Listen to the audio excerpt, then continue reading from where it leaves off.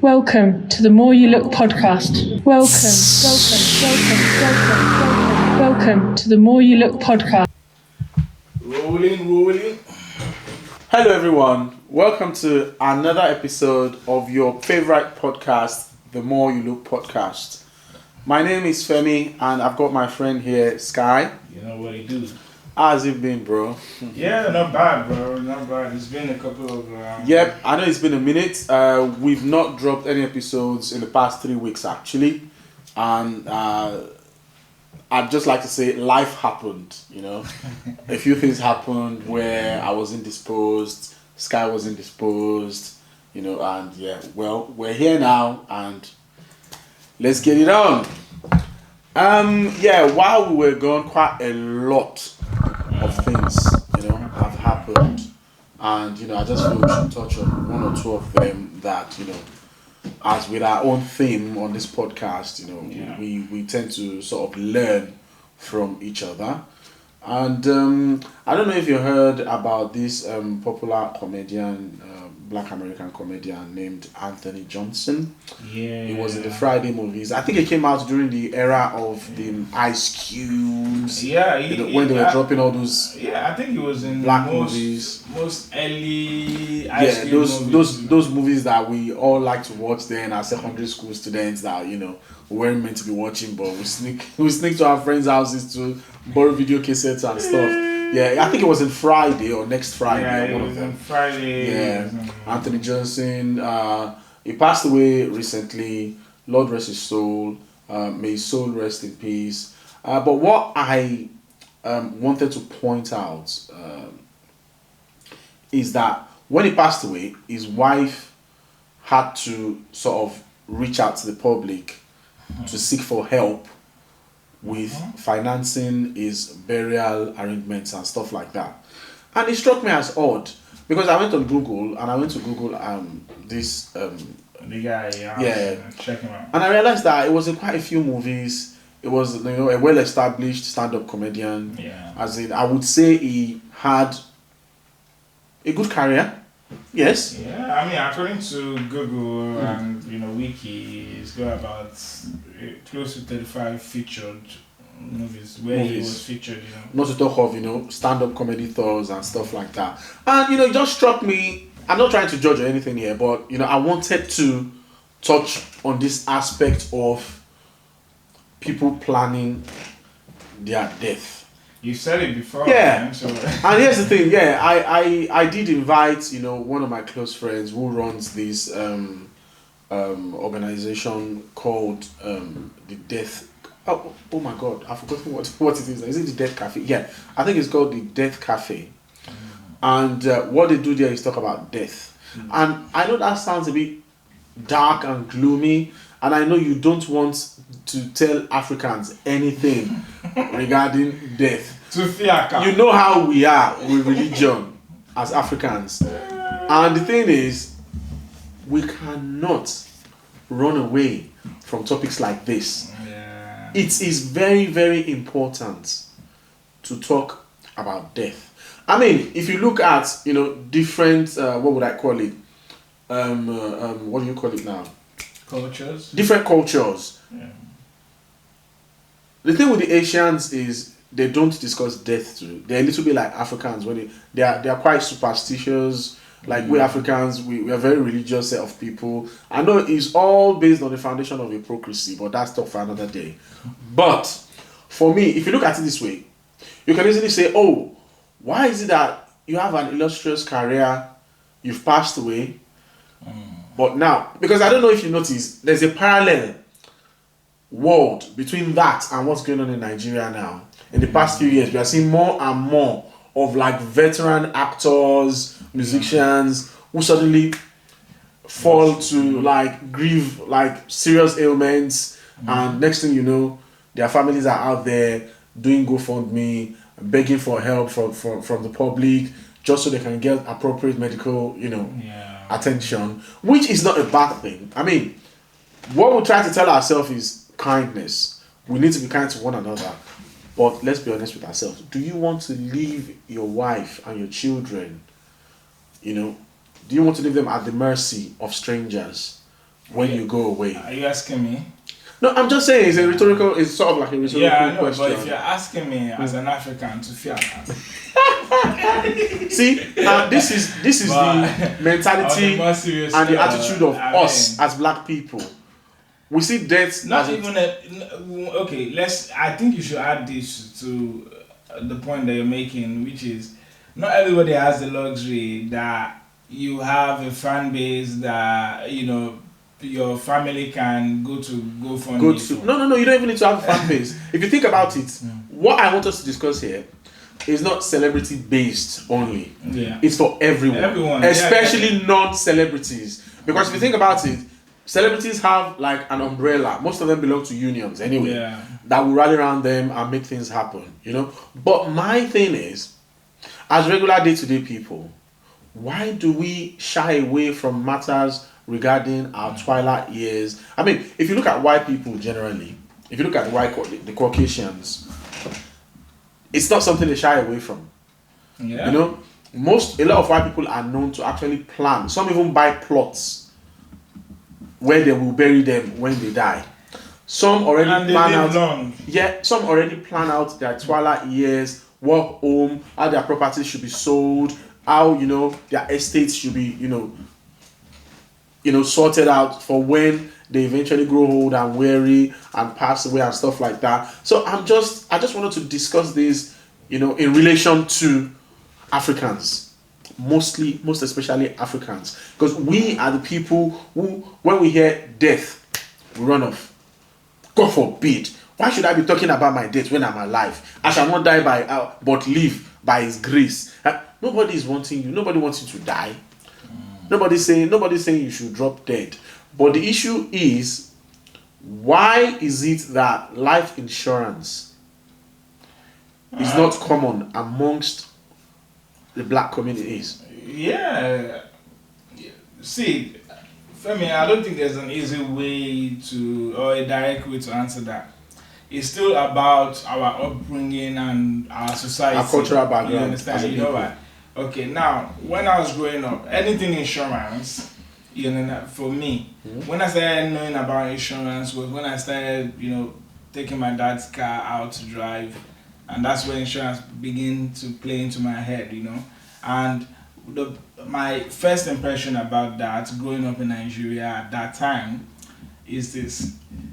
When your insurance, is just a document. It does not guarantee you a payout. Mm-hmm. It does not guarantee the authorities that are supposed to scrutinize it and see that it's genuine. I see what you're doing. You understand? There's a reputation. There's a dark cloud. Exactly. So above the insurance companies, because people believe, insurance, they won't pay out. Exactly. Now let me tell you. Let me just give you an example. So my dad, he always had this insurance. So whenever I steal his car, I always take that insurance package and all that. The policemen, they ask for it. Most of them don't even know what it should look like. So they just see at the top insurance and they let you go. I mean, they will still ask for their egunje, which is bribe, but they will still let you go. So it began to create that thing in my own head that insurance is not as, it's not a legal. It's not a binding or. I understand. I don't know how to put it. I understand. But let me put it this way. Wait. Okay. Before I forget, sorry. Then I grew when I got into my 30s. Me and the wife, we even tried some insurance stuff, which is like savings, then the payout. I've forgotten the time for it, but when we're gonna get the payouts, then they gave us these orders that were not explained to us when we were starting it. And the minimum years you had to do it was like about 5 or 6 years. When it was time for payout, they started giving you orders not to pay. They started trying to use loopholes. Exactly. And that's where we come from. Now, so to answer your question, as an African, our background and what we experience, insurance is not the same thing as insurance in the first world countries. Mm-hmm. Insurance is just a document for you to show some people who they don't even know what it should look like or what it should stipulate. Okay, I get what you're saying, but I have two things to rebut that. Number one, we all know that condoms are not 100% safe. Yeah. But would you rather be wearing a condom with a random or not wear one?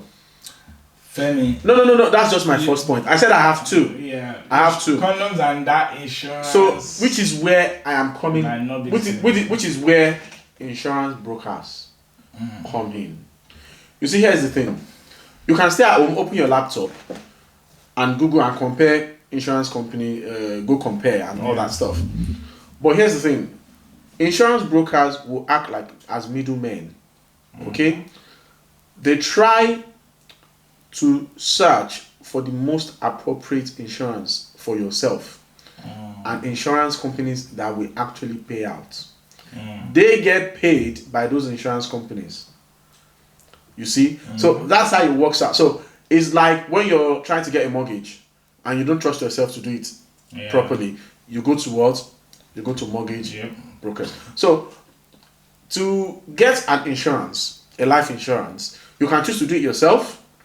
But personally, just my personal opinion, it's more advisable to go through insurance brokers because they will do all the work for you, and then you can hold them responsible if it doesn't work out. But 9 out of 10 times they will pay out. And the reason I say this, I'm a black person. I've had home insurance for decades now. I have used my home insurance. In fact, just last month, my big fridge freezer suddenly went up in smoke. Smoke just came out. We didn't know what happened because it was still relatively new. And we called up the insurance company, which I only pay £5 a month, by the way. Okay? £5 a month. They came out. They sent an engineer. We checked what was going on. He couldn't figure out what the problem was. They sent a brand new one. £5 a month. I have had laptops replaced. I should have mobile phones replaced. But I should have this though to my point earlier, which is there's a difference in the cultures we are both discussing about. No, there's different in cultures and countries. In the UK, in the US, if you are opportunity to live in first world countries, of course, please do it. In Nigeria, don't go there. Africa, don't go there. I would say research very well. Yeah, research, because the truth of the truth of the matter is, even in some third world countries, don't use Nigeria as a yardstick. No. I know that Africa, they call us giant of Africa, but we are giant of nothing. The truth of the matter is, there are some African countries that are now very well established, better organized than they were before. There are actual insurance companies there that do actually pay out.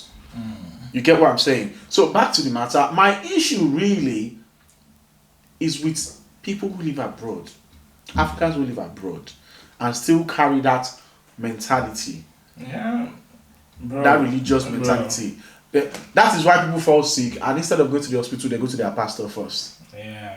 You get what I'm saying? Like I said, it's the way so here's the thing. That you can't really shake if you love your wife, like many people will claim they do, if you love your children, and if your wife, if like you weigh women, if you love your husband, it's not only us that are supposed to love. No. Life insurance, yes. You love too. But you are right, because the thing is, when you're taking out a life insurance, you can take it out as a couple. Exactly, You get what I mean? So my point is, talk about death. I mean, it's very important. You can get life insurance. Pleasant way to talk about. Yeah, you can get life insurance. There's terminal illness. There's a colleague of mine whose husband fell to COVID too, and he didn't die, but unfortunately, it was one of those people that was really bad. Very severe, where they had to remove lung, they had to remove this and that. Shit. He's wheelchair bound for life. He has to be on oxygen for life. He was told straight off that he can never walk. He can never be in a work setting ever again. But guess what? Because he had terminal illness cover with his insurance company, and what that states is that if you ever fall ill to the point where you have to be taken to the ICU, intensive care unit, okay? If you ever go into a coma and you come outside of it, okay, you get a payout. So you are not, this particular insurance cover doesn't involve you dying. You get what I'm saying? So it just means life so the reason why, I know his family has been hit with a tragedy, but at the end of the day, money makes it easier to manage a very bad situation.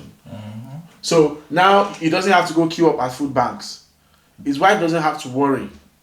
So life insurance, you pass away, you get a payout. Your wife doesn't have to go online to start begging strangers before she can actually bury you in the right At least way. not for the first 6 months. You get what? I'm just joking. There's critical illness insurance, there's job insurance, there's home insurance, there's all sorts of insurance.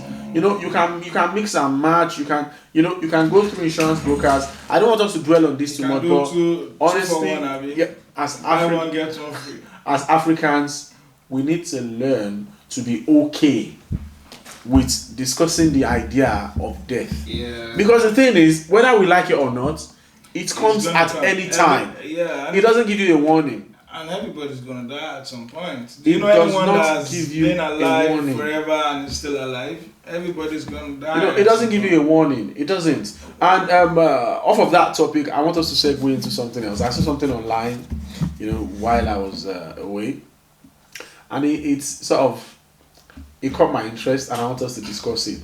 Somebody asked the question that he said, why is it that men don't open up to women or explain how they feel, how they really feel? That your laughter is something. No, why is it that men don't open up or that they don't express their emotions? But really, if you remember, we've talked about something simple. Yeah, we sort of nipped it. We nipped it. We sort of just glossed over it. It is simple.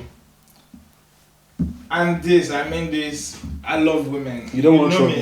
No. You don't want to get cancelled. Anybody that wants to cancel me, please. You even add to my fame for my business. You help me promote my business. Any publicity. You are doing the Dave Chappelle thing.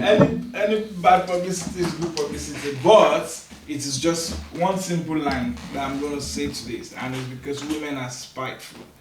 No. I'll help you out. I'll take the shovel from you before you dig yourself into it. Women are it's not that they're spiteful. Let's remodel it so that it doesn't sound that harsh. I would say what you meant to say was women are emotional beings. They are more emotional than us. In the sense that if you open up to a woman now and say, well, my dick doesn't work properly, or maybe every full moon I change into a werewolf, that's why you don't see me in public when there's a full moon or whatever.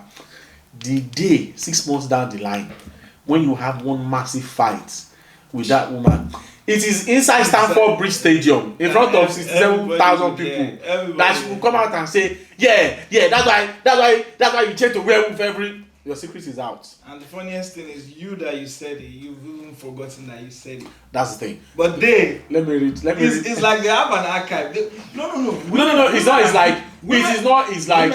are beautiful. Women they're like a modern library where you want something. You want a memory. There's a ladder that just climbs and just go to the FBI, CIA, and MI5. If they compare content, they don't have enough storage like a woman's brain. Let me read a couple of the comments. This way they quickly find out that. Let me read a couple of the comments from men now. Two of the replies from men. One guy here said, because the second I share my deepest fears with you is the second that the mental image you have of me. Yeah? One of strength. It takes a hit. Yeah. Then my weaknesses can be heard in the future. Exactly. Any future disagreement now can be guaranteed except you start working on a thing. I doubt if there's a man alive that has not gone through that. That has not experienced that at some point or the other. I'm sorry to say, man. If you say it like somebody even said, put it better. Somebody said, before you know it now, you become social media content when these days when the relationship is over. Exactly. You now put in hyphen. Like the woman will now say, hashtag. well, I once dated this guy, they reduced his salary at work, and my man was crying like a little bit. Stuff like that, Hashtag baby. And the truth is, I'm not going to dispute it. It's something that a woman can do. Not all women are the same though, but I think there's a commonality. There's a commonality there where, when there's a war. I think it takes a really, really disciplined woman not to do it. But every woman is capable of doing it. That was why I said initially when you used the word spiteful. Yeah. That was why I said I disagree. I just wanted to hit the nail. No. That was why I said no, because this guy put it best. He said because at some point you will use it against him. Guaranteed. Whether intentional or not. You see, he said because women, you don't do certain things. What is it? No, that's what she's saying. That sometimes it's unintentional. You know, people they will just say it. Yeah, you know, that's what I was going to say. It could be sometimes. People say sometimes women don't think before they act when they are. It's not even that. I don't believe that. It's not even no. They are well calculated. They are better calculated than us. You understand? I don't believe that. Men express anger and rage, and they look for. Okay, they're like, I have this. Where it will cut you the deepest. I have 1,000 archives of errors from this guy. Which ones will land the upper below belt? They have a vault of weak. You understand? Weakest. Exactly. They have the one that matches the. Okay. When they open that deepest archive, sometimes it might not even be that you're having a fight. You could have friends around on game night or something, and next thing you know, maybe somebody just did a joke. She just that's why your dick doesn't work. Yeah. Now everybody has. You can't take it back. Which reminds me, this dick doesn't work. Why do women make a fuss about men? You understand? That they've been with maybe the first time. I know where this is going. Or going. maybe someone they've been with, and maybe one time the guy doesn't, the dick is not coming up. No, just that the dick is not coming up. You understand? And the next thing, their best friend have heard about it. They are talking about it in private WhatsApp. And the funniest thing is that where women shoot themselves is this. They are spiteful. Let me go back to that spiteful. You know what I said to you? It's not just to us men. They do it to themselves. They do it to themselves too. No, women are their own worst enemies. We already know that. When the guy, fails, to, perform or, she quickly texts her friend because she wants to talk about it with someone, right? She tells her friend in a month's time fights with her and uses her against her. So tell me why would you say? You know what I thought you were gonna say? Yeah. You're in a relationship with a guy. As a woman, you're in a relationship with a guy. Everything is all bells and roses. Yeah. For like say 3 or 4 years. Excuse me. Now the guy has done something wrong. Yeah. And based on that, you guys split up. Now everyone has gone their separate ways. This is what a lot of women do that I've seen online. Now, they will now make it seem like that guy, very useless. I don't even know. I was managing him. Wait. So all those while you were dying, saying I love you to death. 3, 4 years. You didn't know that I was useless. You didn't know that his dick was small then.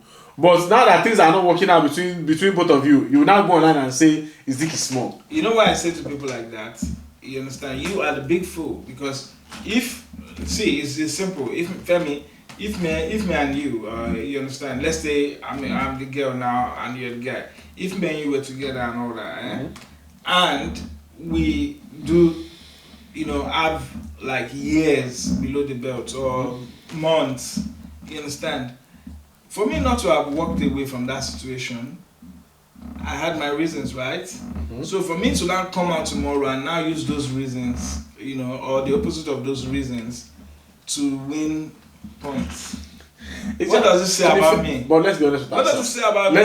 Let's be honest. Because I saw the small dick. I saw the... If we are going to be completely honest, there are men out there that are worse. There's a guy right now. There are men that are like... I was hearing the voice note that was talking about celebrity ladies that he slept with. Oh, that he slept with. Yeah, I heard of that guy, yeah. I'm like... Yes, there are people like... Okay, I'm sorry. There are men I'm sorry to have said that's why I said... As long as we're human beings... It's our nature. When we are hot or we feel that we are the receiving end of being played or something, we tend to go for the lowest blow possible. I'm sure. Me that believe in, me that I'm a bit spiritual and religious, because I don't want to offend you. I'm sure God, that since I believe He exists, I'm sure God sometime will be looking. Let me create this. No. This thing called human. You are religious now. The Bible says, the Christian Bible says that God sat back. He looked at the creation of His hand, and His mind was bitter. Yoruba version said, that God looked at the creation, the works of His hand, and was like, damn, bro. Humans, man. See, man. Seriously. Crazy. Anyways. So, women, if you are listening, if you want a man, okay, because there are women out there too that are not like that. Yeah. Everything depends on the woman objective and critical thinking. It depends on who you are. There are women who will keep your worst secrets. Exactly. Even if you offend them, even if you send them to jail, if they go to jail and it's your fault that they are in jail, they still will not say. Bro, you've just spoken about the thesis of the storyline of what's that? Early Nollywood movies. Every Nollywood movies, the guy is always smashing the acts of girls that. No, because I just realized that because the thing is we have to tread carefully. To be successful. Oh yeah, we have to sort of tread carefully because how did Jim Ike the rest of how did they make their name? By breaking people's hearts. Yeah, because the thing is, I don't want us to do that thing, that before we move generalization thing where there are women out there that will take your secrets to the grave. Exactly. The ride or dies.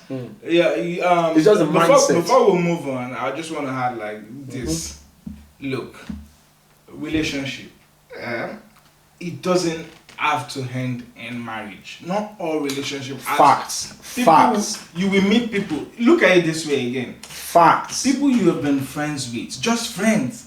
Nothing, It could be same sex. It could be. Do you know this guy? What's his name? Oh, Sugar. This guy that was with his girlfriend for 17 years. They got married after 1 or 2 years. Now they've broken up. Yeah. He's a very popular actor, Miguel. Yeah, Miguel. R&B artist, American, very popular R&B artist. He was with that woman for over 17 years. Everything was fine. They got married 2 years later. Now they've split up. And another thing I would like to just impute into that is the fact that people need to understand that because a marriage has ended, because a relationship has ended, it does not mean that somebody cheated or one person is a bad guy. Yeah. There's no good guy, bad guy in a lot of cases. Sometimes two good people just don't work out. You get what I'm saying? Two good people just don't work out. Just because things. So even just friends, friends, There's some people that you be friends with and you think, oh, this is my main man, my right hand man. Then down the line, because it's like this. Why do people go on dates? So you slowly start to get to know them. You cannot unravel them in one day. You cannot unbox humans at the same time. You learn every day. At the same time, you never fully know anyone. That's what I'm saying. You cannot unravel in one day. You understand? You get to know them. So along the line, if you find out that there are some things that this person does that is not compatible with me, the ones you can adapt to it, you adapt to it. Nobody will be perfect. Exactly. And I think once you cannot adapt the main problem is everybody wants somebody perfect. And it's because you people watch too many movies. Is a myth. You read too many Mills and Bones novels. You watch all these Bridgerton. Yeah, you watch all these Bridgerton. You read all these romance novels, and it creates this false sense of utopian idea in your head. And then you meet a guy, he's perfect in every way, but because he's not, I can't be with that guy because he's not. I can't be with that guy because it's this, because it's that. Doesn't make sense. Everybody wants this. I'm sure because yes now. But what Bridgerton? But without the headlines. Divorce after 17 years. Come on. So it's the way life is nobody's going to be perfect. Yeah. I am very excited for us to talk about Squid Game. Yeah. Let's talk about Squid Game. You know what I discovered recently? Yeah. Because I used to be somebody that I used to hate. Seriously, maybe hate is a strong word, but I could never stand all those K-dramas. all these new generation K-dramas with all Yeah. these BTS looking guys. You know, they all look very childlike in the face. Yeah. I'm sorry, I could never stand them. I used to have this friend, I have this friend on my WhatsApp that used to tell me that K-drama is the best, and women are always in love with the K-drama characters. It's absolutely insane. But recently I discovered that, you know what, let me be patient, let me give it a chance. And then I saw, I think, I saw Alice in Borderland. Yeah. I saw quite a few K-dramas and K-drama movies, and I discovered that those guys actually write good scripts. For Squid Game, without the influence of any white American company. Like, you know, without the influence, there is no white actor in it. If you discovered, there's no white actor in it. But No white writer. The writer is, I think it's a Korean too or something. And But don't it forget is that the most. we live now in a world of possibilities. You don't I get what you mean, but still, artists are selling out without but still, we are talking about the movie industry here. It's properly marginalized. If there's no white company backing it, or like say like a white producer or director or something like that, you get. So Squid Game has now turned out to be the most watched Netflix series of all time. Absolutely amazing. The storyline is absolutely insane. While I was watching it, you know what was crossing my mind? You wouldn't want to stop, actually. No. What if I told you that after the whole thing, the series was released and everybody went crazy and all that? Right now, a few days ago, I read that in Dubai, some Saudi billionaires are actually, I swear to you, a real life Squid Game with 30 people.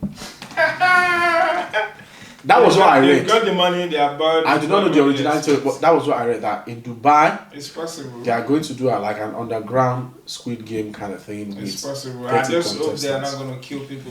But here's the thing. As I was watching that Squid Game, I realized how extreme it would look to, you know, people living in first world countries.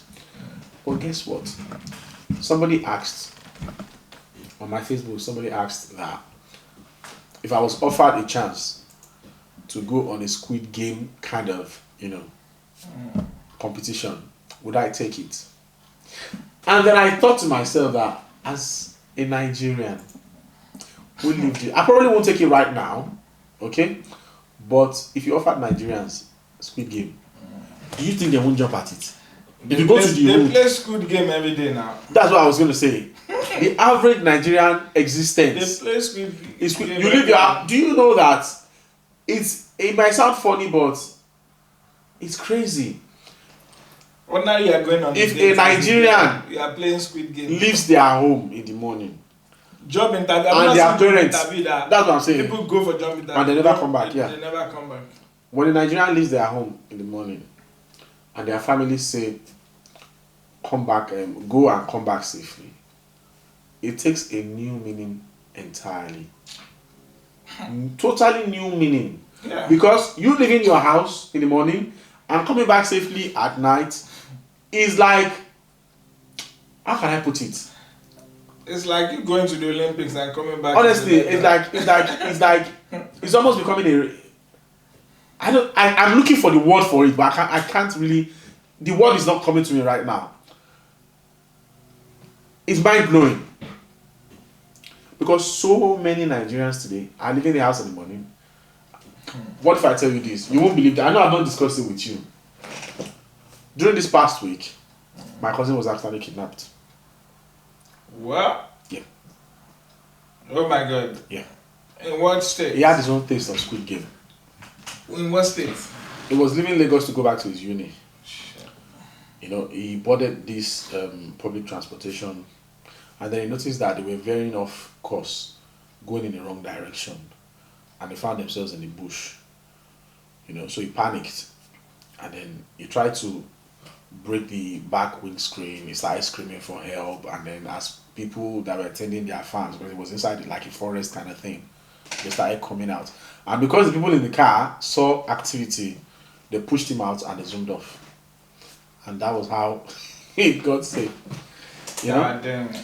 Everywhere you look now, there's kidnapping. It's so bad now that people, you know, before, you have to be outside in public. Yeah. You have to probably be on the public transport. Yeah. You know? Now, they are going into people's homes. Into people's home, man. To pick them up, to kidnap them. It's not like the home is safe in the first place. I shared a video on my WhatsApp that I saw on, I think, one of these blog sites. They caught a bunch of kidnappers. Alright? Now, wait for it. These guys were known to kidnap people in their immediate vicinity and ask for ransoms. They had high-tech weapons. High-tech weapons. When they interviewed the four of them, guess how old they were? Oh. 22, 21. Yeah, they always do. These guys are kids. And it struck me that what kind of wealth are you chasing at 22 to join a kidnapping gang? Bro, it's people who they grew up around. Listen, I was at a low at some point in my life. Man. Femi, I was at a low at some point in my life when I was in Nigeria.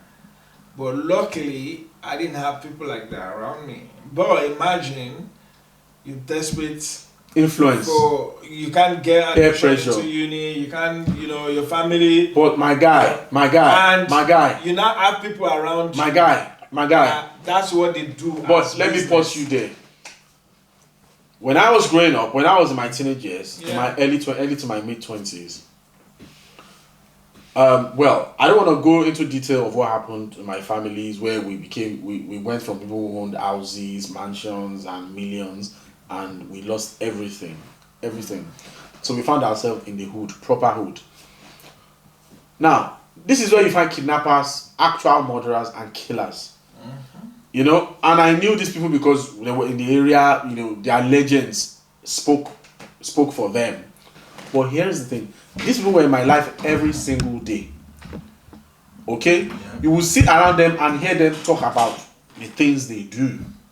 You will see them with guns, actual guns. There are people who know where I live and they will be listening to this and watching this and they will be like buttressing what I'm saying.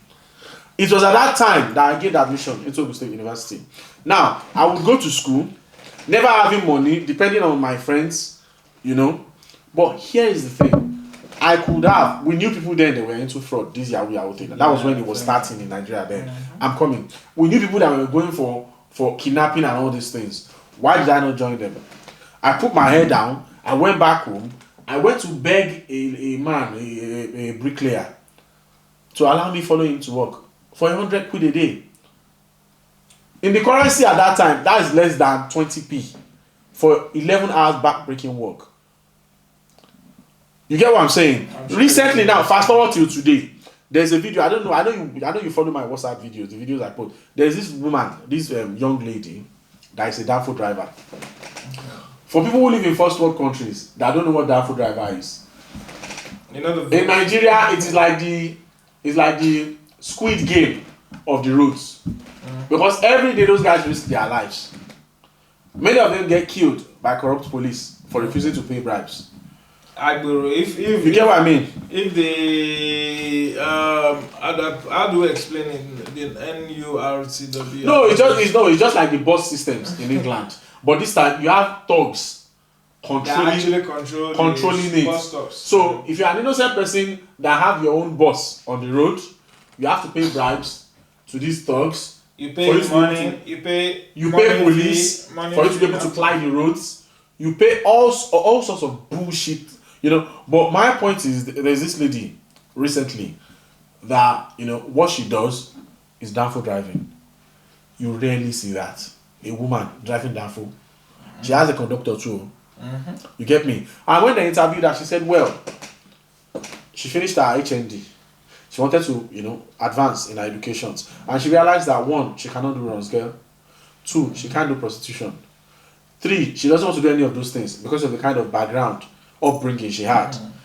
She didn't want to disappoint herself or her family. She wanted to achieve these things and be proud that she achieved it in her own way. And she said when she got into that business, into that industry, she was met with a lot of hardships. And men were like, this is not a woman's job, blah, blah, blah. Do you think you will have the strength to be able to survive? Do you think you will have the wherewithal to be able to function and survive in that sort of men-laden industry? But she thrived. So my point that I'm getting at is poverty, extreme poverty, is not an excuse for you to be an asshole, for you to be a killer. It's not an excuse, but it is a tool that people use. I'm just saying that it is what it is. But look at the Nigerian community today. You leave your house in the morning, the police is there, they are not your friend. 99.99% of the Nigerian police are corrupt. They are corrupt. The cells and prison is filled with innocent people. You get what I'm saying? So if you look at this critically, you have the Nigerian police on your neck, you have thugs on your neck, you have thieves on your neck, there are kidnappers there, there are ritualists out there. We now have actual Boko Haram terrorists.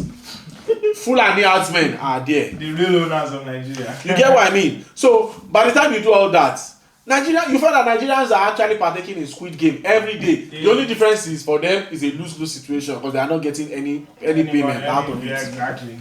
So now tell me if say a Saudi or a billionaire or some conglomerates goes to Nigeria now and say, okay, we want to do a Squid Game, we need 100 people. Do you think people in the hood will not go and contest for it? I hope that's not what they were recruiting our doctors.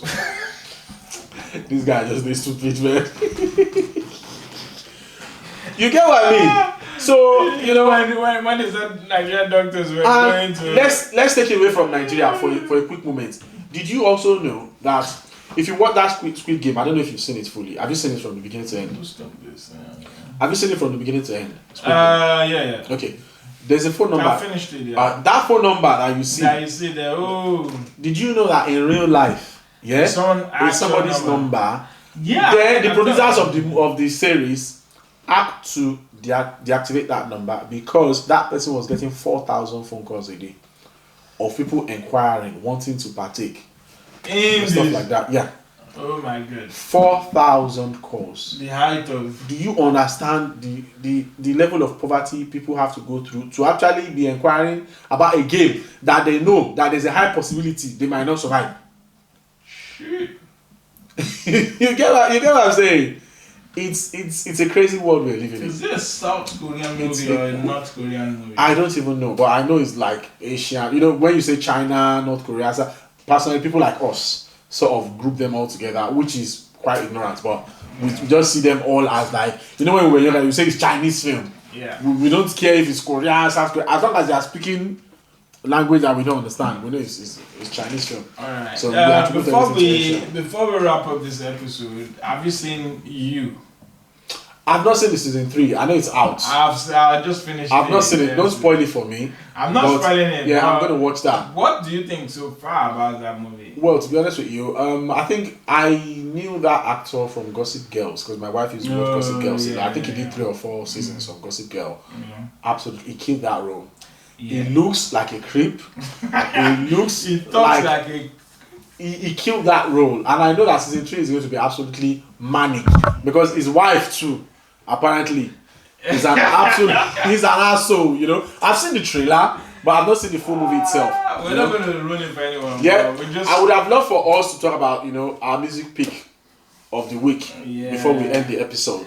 Are we able to do that? But before we move on from You, okay, 2 things for me. Mm-hmm. The guy reminds me of this guy, the Americans. Which one is the Americans? You've never seen the Americans. No, this Russian spy that were embedded in America, and they live there, and there's still confidential documents. Oh really? I've not seen it. You've not seen the Americans? No. Oh my God! I've seen quite a lot. Maybe you don't like spy movies, but what? I love spy movies. You need to see the Americans. So the guy, the facial structure and the way he talks. Composure, not it doesn't. Yeah, but if you think about it, under pressure. Yeah, that is what narcissists, psychopaths. But not all of them. Some make mistakes. Psychopaths. But the way this guy is carrying on, the way this guy is carrying on. Psychopaths. That's how and then number 2, because of that composure and everything, what me, I don't know, maybe because of my TV background, what it is telling me is that actually this can be developed into the story of one of the most notorious serial killers, because we often see these American serial killer movies and all that, but nobody talks about exactly how they started. Okay. Nobody just wakes up one day. Did they address that in This Season 3? No, they didn't. Okay, we're just saying. I'm not even telling you if they address it because I don't want to. Yeah, don't spoil it for me. I'll watch it. But I'm just saying that when you see someone, the guy, it's not like he wants to kill. Yeah. His disease is obsession. Yeah, that is a psychopath. He's a psychopath. He's a narcissist and a psychopath. He started learning how to kill and get away with it. Gradually. Now imagine when this guy turns 50, 60, 70. You know how many murders he will have under his belt. Yeah, the Ted Bundys and co. That's what I'm saying, that this can actually be developed as the background of one of those top, the craziest serial killer, stories ever. Yeah. So those are the two things that I picked from that movie. What's your what's it called? What's your music pick of the week?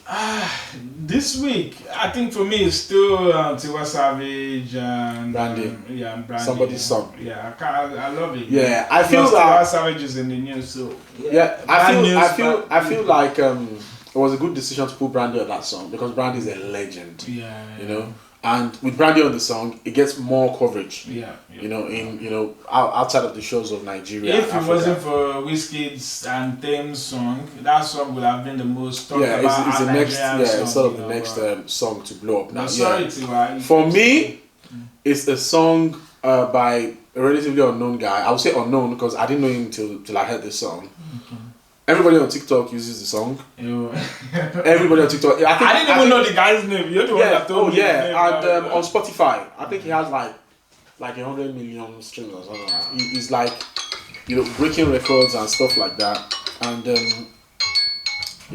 on Spotify, it's breaking records. Let's just play the song, and when the song is going on, we sort of just end the episode like that. And so to the next episode. This is CK. Title of the song is Love Wanting. I know it seems we are late to the party because everybody in the world knows the song except Sky. Sky doesn't know about it. I know the song. I didn't know the guy's name. Okay, you didn't know the name. Yeah, because I think it's relatively unknown. Yeah. So while the song is playing, as in, we're happy to be back, and thanks for staying with us. You can catch this episode on any podcast outlet, anywhere you get your podcast, Apple Podcast, Spotify. Yeah, you can watch video on YouTube. Google Podcast. Anywhere. Yeah. So we're back. Keep your comments coming. If you want us to, discuss any particular thing that you like, you can leave it in the comments and we will address it. You can send us emails and we will read a couple of emails out probably in the next episode.